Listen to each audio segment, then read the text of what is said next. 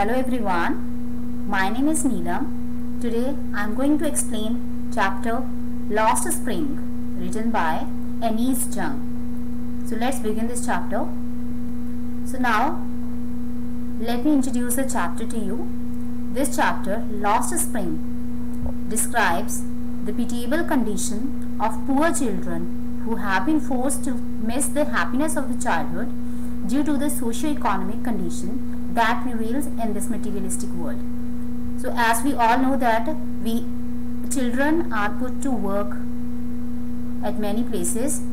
This is not the case of one particular area. Throughout our nation, throughout the world, many children are put to work. So rather than put, they are forced to do so. This is the first stage, that is childhood. It is meant for enjoyment, feeling pleasure, but instead of enjoying all the sides and their childhood, they are put to work. The main two protagonists of this chapter, Sahib-e-Alam and Mukesh, they both are compelled to do work at different places. They don't live their childhood, as they have to carry the burden of poverty and illiteracy. Why do children work under the most hazardous conditions? It is only due to these two conditions, poverty and illiteracy. Now let's move further. I would like to tell also that Anise Jung, the author of this lesson, she expresses her concern over the exploitation of children in most of the hazardous jobs. As for this chapter, she has explained about two different jobs. One is bangle making, another is rag picking. So let's continue the chapter. So I would like to tell you that this chapter includes two different stories, two parts. First part, sometimes I find a rupee in garbage. Another part is also there, but in this presentation I am going to explain only part 1, and part 2 I will be explaining in another presentation. So let's continue with this.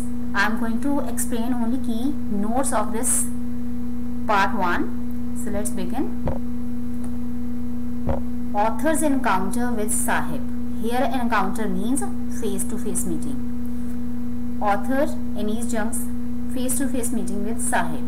So first part tells us about only Sahib. So first of all, meets rag picker Sahib belonging to a refugee family from Bangladesh. So Anise Jung, she explains that first of all she meets rag picker Sahib. Who is Sahib? Belonging to a Bangladeshi refugee family. Which refugee family? Which migrated to Delhi from Dhaka. They are not living here. They came from Dhaka and they are living there in Delhi.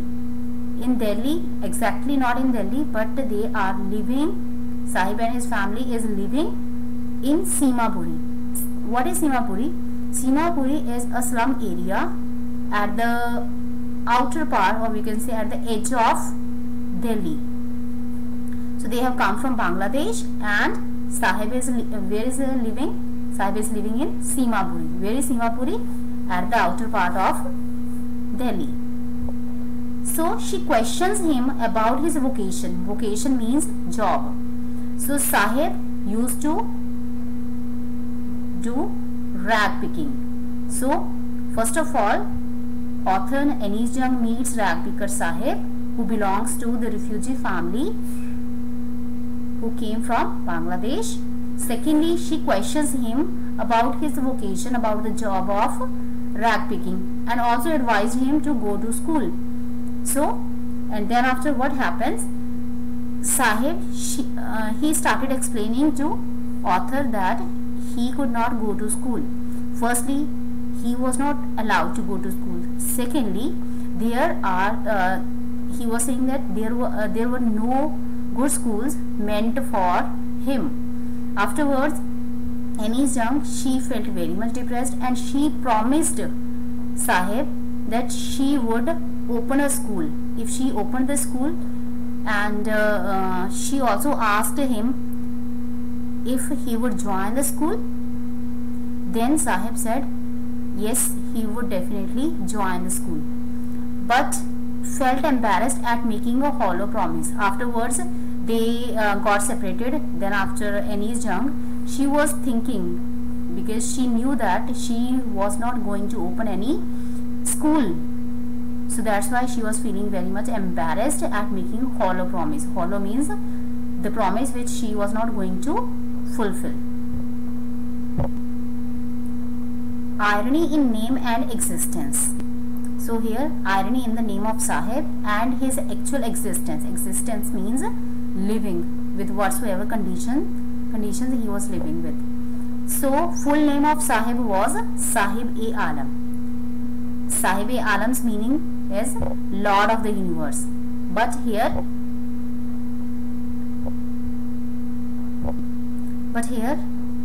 Sahib-e-Alam means Lord of the Universe, but Sahib is not living the life of a lord, because he was deprived of even basic needs.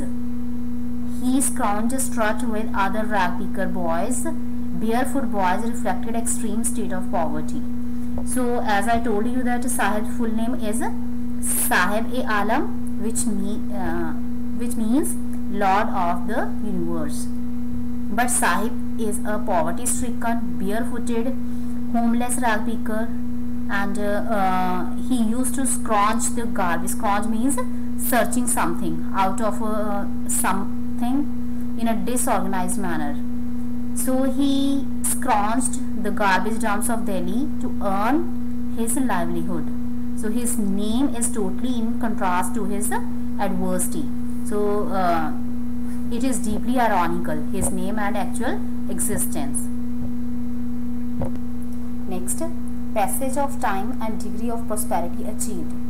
So here Anis Jung wants to say that with the passage of time and degree, prosperity means to say happiness can be achieved.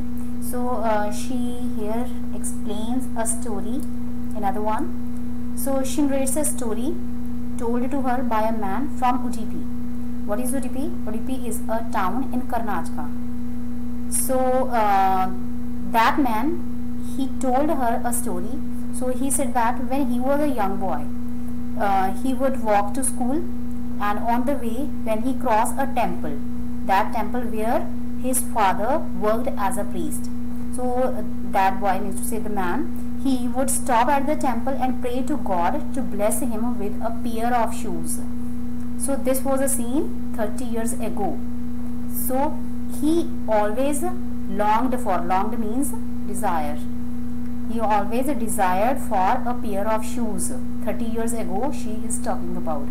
But after 30 years, when the writer visited the same town and the temple, now the place was nearly empty. New priest lived in the backyard of the temple, and there came a young boy, and he was wearing grey colored school uniform, socks and shoes. He had a school bag hung on his shoulder.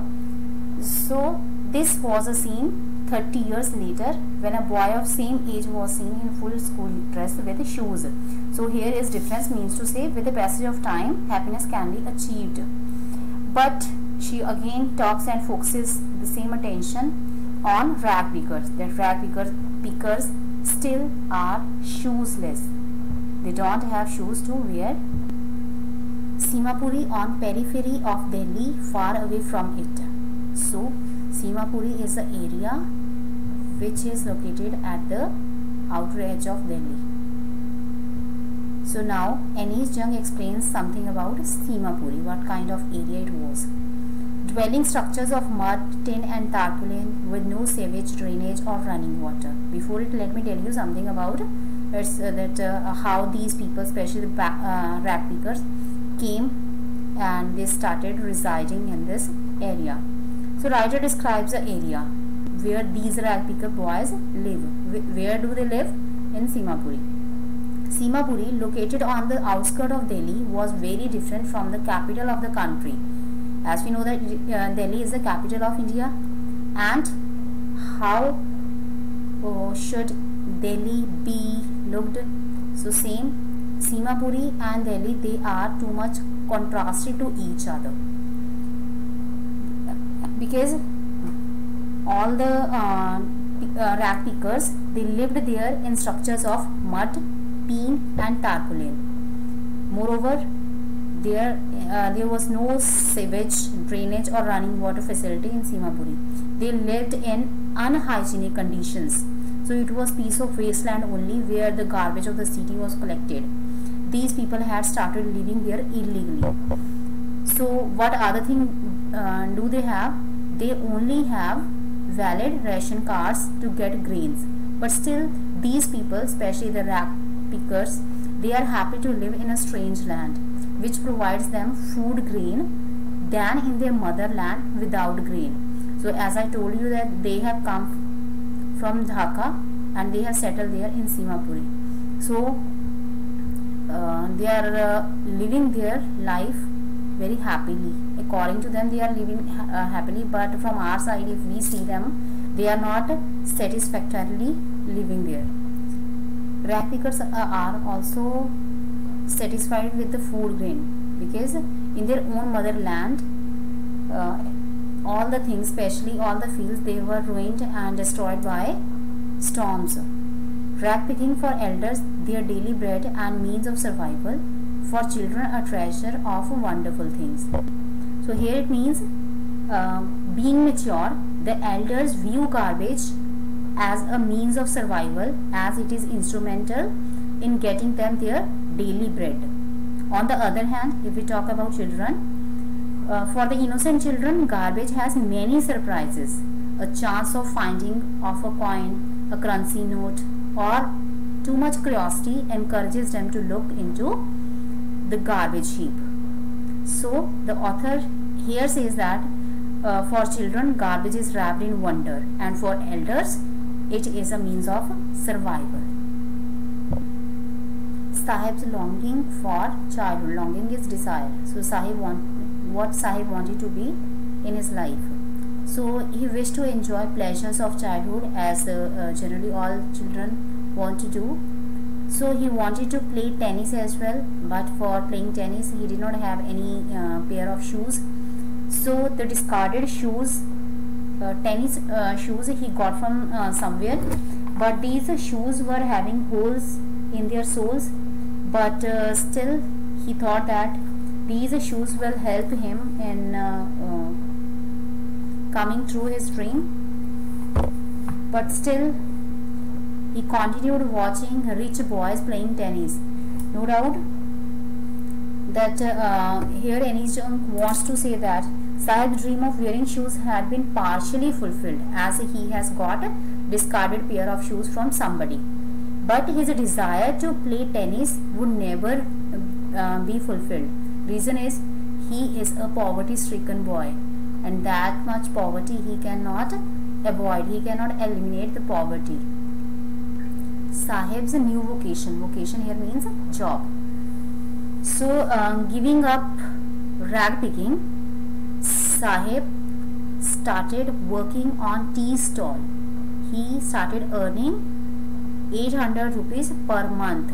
Now this job appeared to him as burdened, and now he cannot enjoy any kind of freedom. So tin container was much heavier than his rag picking bag.